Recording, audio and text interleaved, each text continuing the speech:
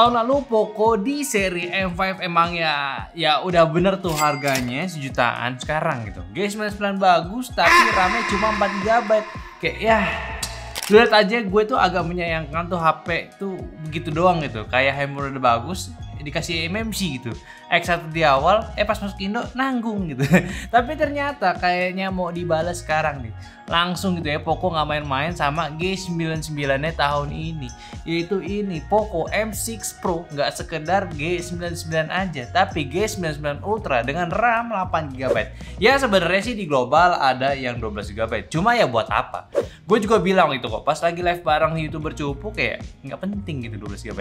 Ya handphone ini juga sama upgrade-nya kayak Poco X6 kemarin.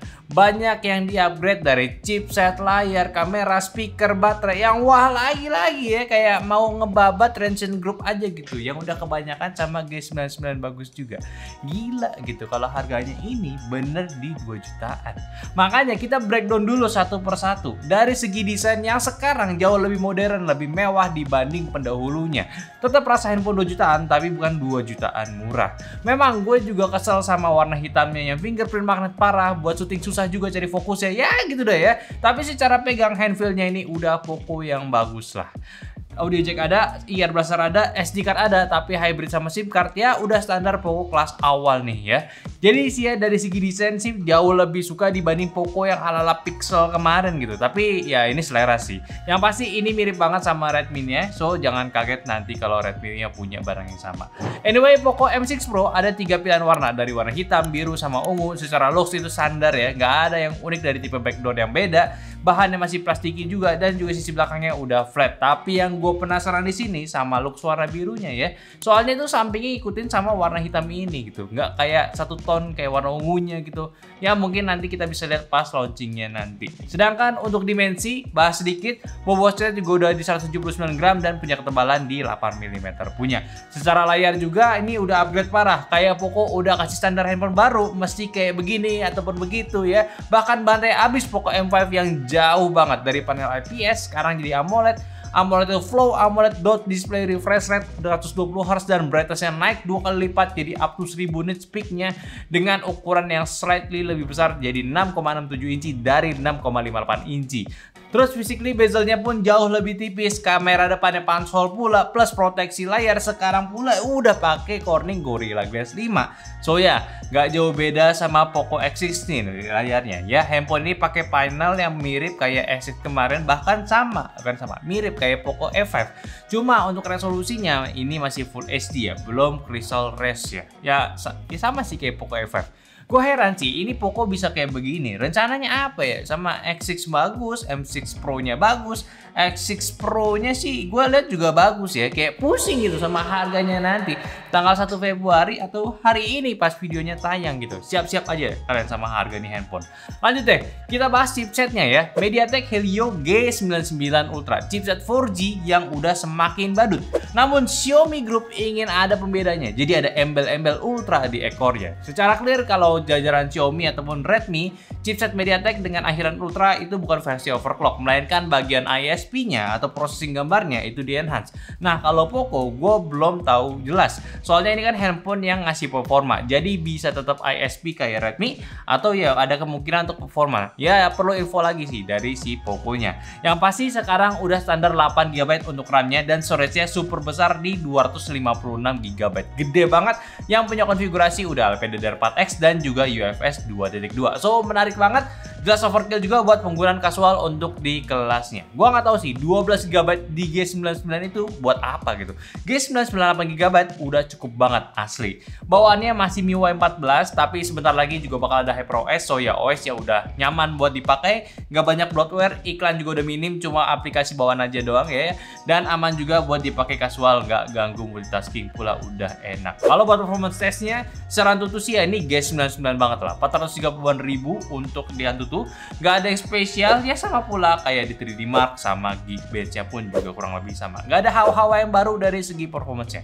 Dan tetap juga buat stability-nya ya, si G99 emang chipset stabil yang pernah dibuat sama MediaTek, chipset 4G terbaik lah, makanya pakai itu banyak banget. Kalau gaming kayak begini nih, dan kita nggak bakal detailin ya, cuma chart biasa aja. Soalnya ini G99 bukan yang baru ya.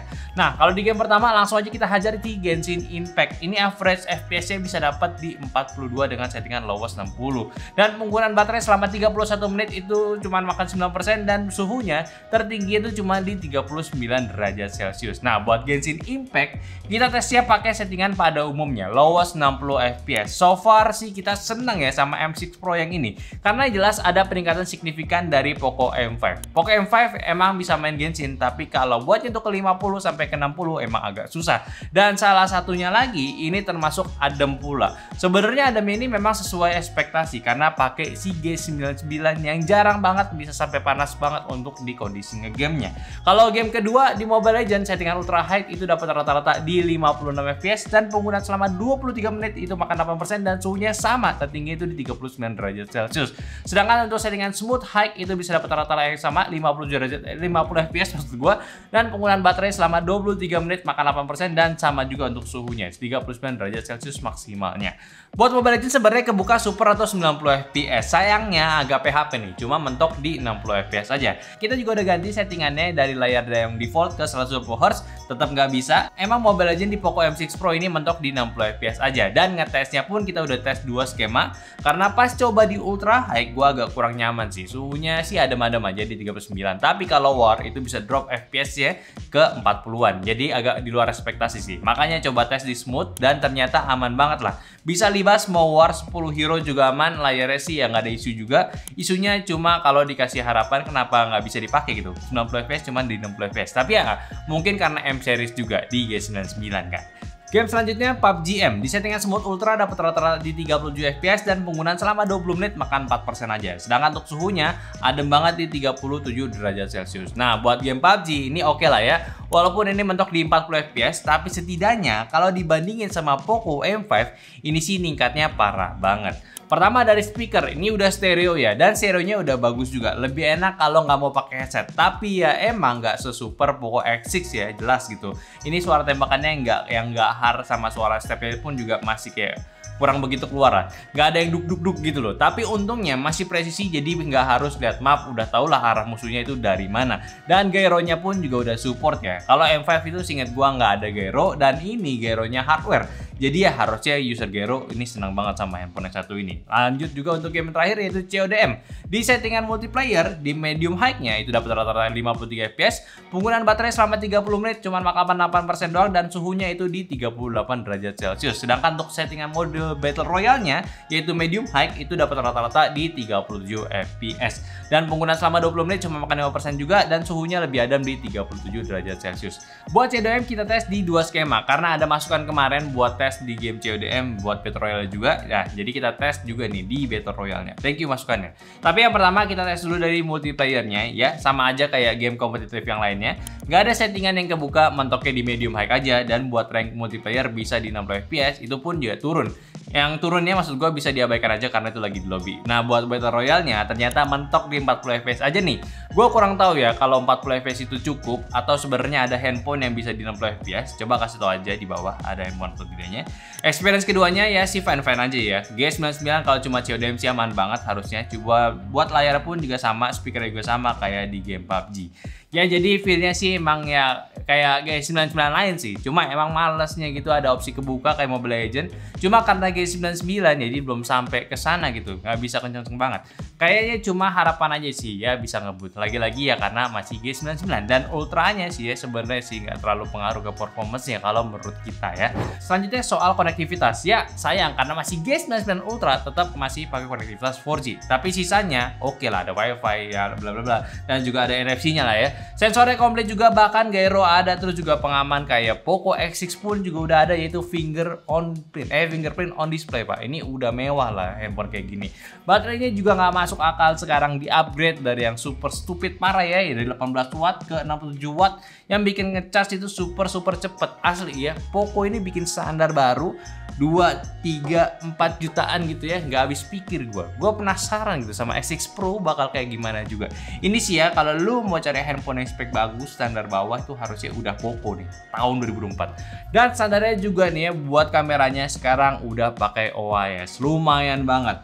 Ya memang Poco itu nggak didesain khusus buat jepret-jepret, tapi kalau udah ada OIS kan ngebantu. Hasil nggak ngebayang, buat video pun juga nggak goyang. Secara setup sih juga udah oke, triple kamera, utamanya 64 megapiksel, ultrawide 8 megapiksel dan satu kamera gimmick, serta kamera depannya di 16 megapiksel punya. Hasilnya ini baru secara tone jauh lebih baik daripada S6 kemarin. Warnanya itu lebih natural walaupun emang white balance-nya agak kekul sedikit ya, tapi masih bisa diterima. Cuma emang secara detail buat foto standarnya sih udah oke lah ya, termasuk bagus di kelasnya, objek cukup jelas namun nggak sedetail Poco S6 ya, memang ya. Tapi buat dynamic range-nya pun juga tergolong oke, tinggal di push shadow-nya aja sedikit, ini cakep banget hasilnya. Terus juga di mode HDR-nya dia bisa naikin sedikit kontrasnya jadi lebih terang, yang lumayan efek juga di area shadow-nya, jadi nggak terlalu gelap. Kalau mode AI ini sih warnanya kayak Vive anime gitu ya, lebih saturated warnanya, kontras dan sharpeningnya pun juga dinaikin, yang sebenarnya sih masih bisa kepake buat post di sosmed langsung. Cuma kalau buat gue sih ini udah nggak natural dari segi warnanya ya, jadi balik lagi ke sesuai kebutuhan aja. Kalau mode ultrawide ya 8 megapiksel di chipset seperti ini ya bakalan kayak beginilah hasilnya. Objek yang nggak terlalu semrawut akan aman dari detailnya, yang kalau misalkan harus merawat baru berkurang. Oke lah, kalau dipakai foto rame-rame tetap masih aman.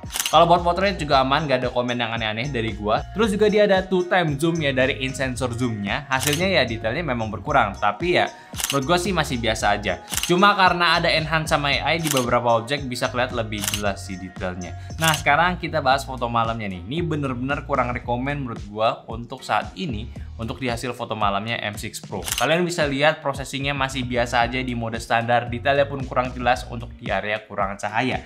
Tapi kalau diaktifin mode night mode-nya atau auto night-nya itu jauh banget bumi dan langit hasilnya. Sama pula kayak di efek videonya, mode standar di malam hari itu kacau hasilnya. Gak usable menurut gua. Lu lihat aja detailnya itu berantakan banget, ada yang jadi, ada yang enggak objeknya. Sulit juga buat dipakai untuk mode malamnya, minimal sih ada cahaya sedikit lah biar aman hasil gambarnya. Cuma kalau bahas mode siang hari ya bumi dan langit lagi, bagus ini hasilnya, rapi videonya oke, walaupun standar G99 masih belum bisa pakai 4K, masih Full HD 60, ada OIS dan AIS itu ngebantu banget, hasil tetap stabil dan bisa dipakai buat lu ngerekam-rekam. Bahkan yang ultrawide-nya pun lu bisa maksimalin stabilizernya dari IIS-nya.